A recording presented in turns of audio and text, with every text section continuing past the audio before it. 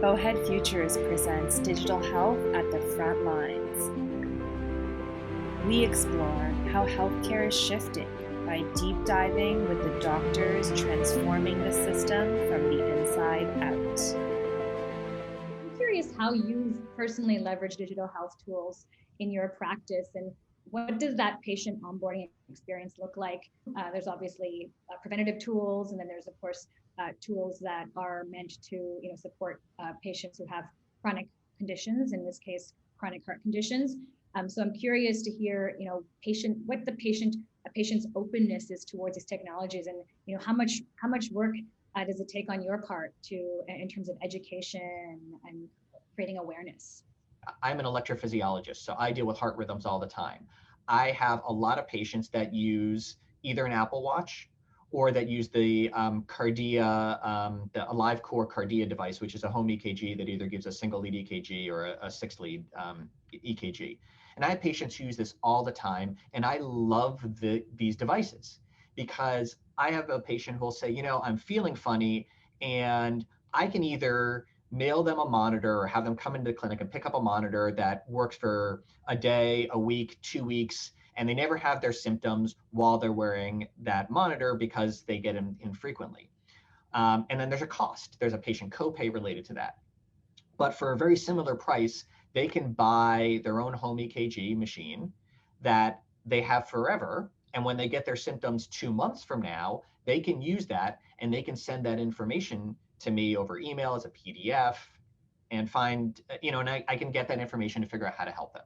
I think the challenge with it is, from a provider point of view, is I'm inundated with data and I'm inundated with work already. So now I'm getting more information from a patient that says, hey, look, doc, can you look at my EKG? And I have some patients that are really good and, send it to me every so often. Then I have some who I have to say, wait a second, like I can't look at your EKG every day.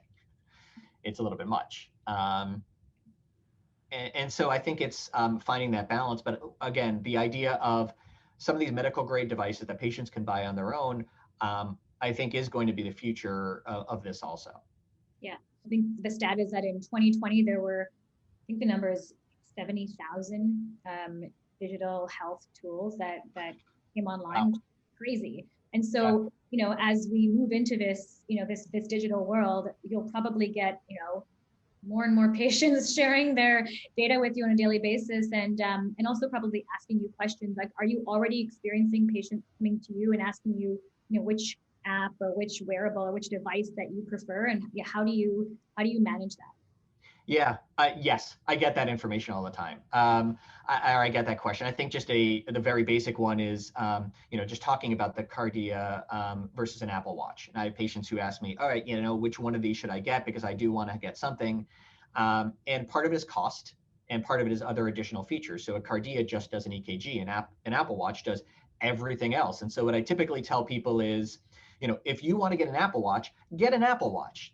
This is an additional feature associated with it. Or, like if you want my blessing to get the Apple Watch so that you can tell your significant other, hey, my doc says I should get this, then let's use that. A lot of it depends on what your ultimate goal is. I mean, obviously our ultimate goal is the improvement of health, quality of life, longevity for our patients. But sort of shorter term goals, something like Whoop or the Oura Ring or, some of the other consumer devices that are out there, I think they're great, but I don't think we know exactly what to do with the information on a big scale. Now, on a smaller scale, I think that there are a lot of these technologies and devices that can nudge you in the right direction. So you may say, hey, look, I don't know how the Apple Watch calculates a VO2 max, for instance. I don't know if it's accurate or not, but you know what? I'm going to start jogging and I'm going to see, hey, look, my VO2 max is starting to go up.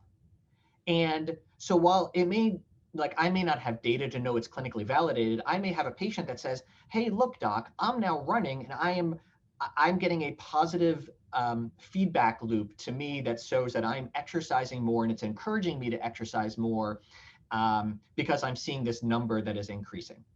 And so while I may not know, is that number accurate? Does that number mean anything? If it is encouraging an individual patient to exercise more or to eat a healthier, eat healthier meals, whatever it is, I'm happy with that.